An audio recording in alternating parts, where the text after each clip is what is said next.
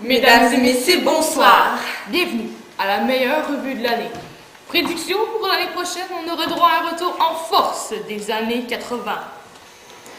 Alors, demandez à vos grands-parents de vous passer leur vieille veste en cuirette rouge et leur ceinture avec des pics, parce que cette année, c'est ce qui sera hot.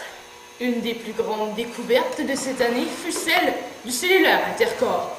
Ce fut une véritable frénésie dans les magasins suite à l'annonce de ce nouveau cellulaire intégrable où vous pouvez le mettre partout sur votre corps. Au mois de juin passé, ce sont les Jeux d'été qui ont eu lieu à Ouagadougou, au Burkina Faso. La puissance mondiale a investi plus de 20 millions de dollars dans la construction d'un nouveau carrefour sportif.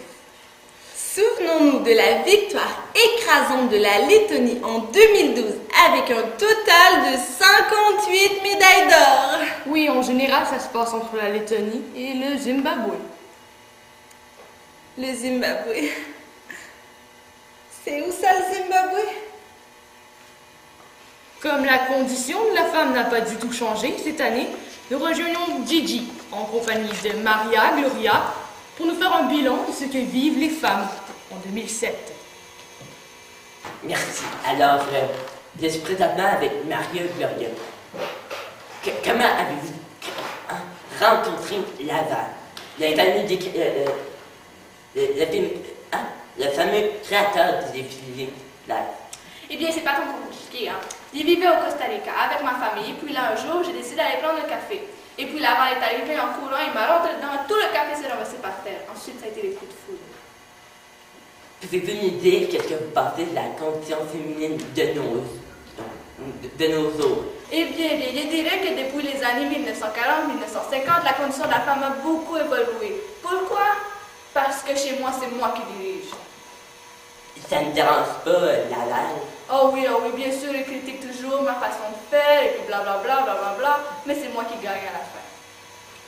Vous ne trouvez pas ça un peu sexiste que les femmes prennent toutes les décisions dans notre société? Non, pas du tout. Parce que la femme est aussi capable de diriger une entreprise, même meilleure que les hommes.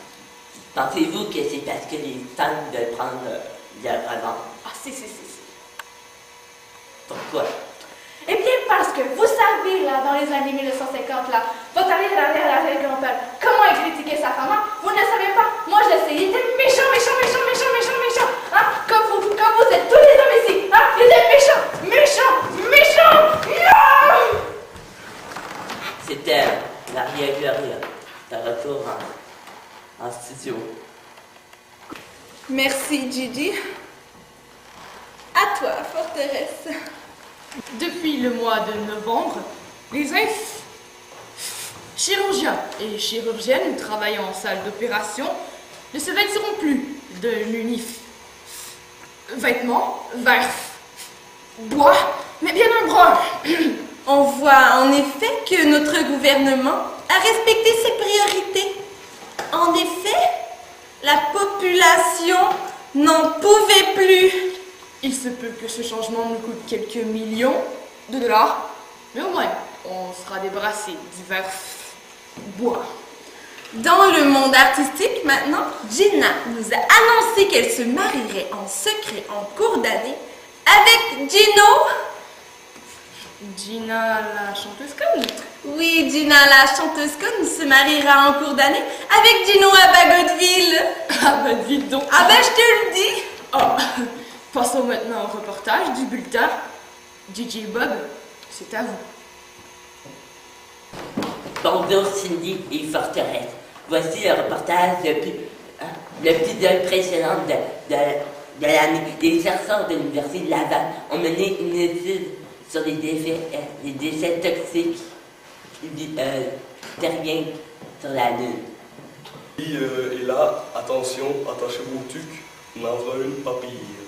Les ondes, les radiations et les substances gazeuses que produisent nos déchets là, ont finalement atteint la Lune, l'ont complètement entourée et une épaisse masse brune s'est ainsi formée.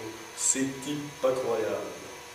La puissance de ces radiations ont été assez puissantes pour faire pivoter la Lune sur elle-même. On a même découvert la face cachée. Sur cette face, il y a de l'eau, des minéraux et des hommes.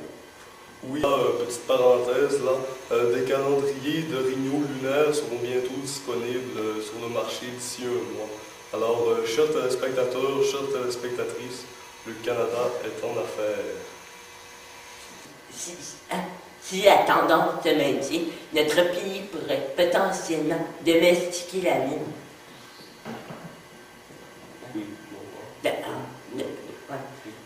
Domestiquer, pas comme un chien, mais plus de sens figuré.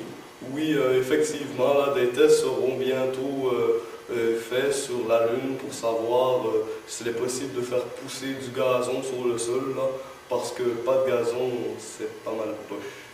Alors voilà, de retour en studio. Merci Gigi, merci Bob.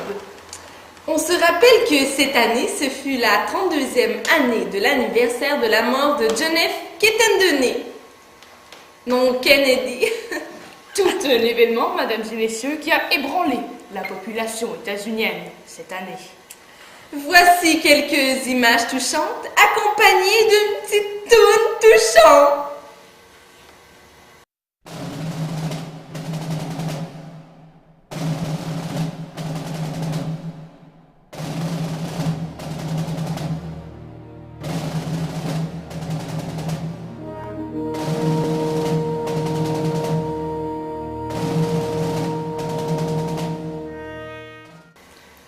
En ce qui a trait à la météo pour cette année, Cindy, quelles sont tes prédictions?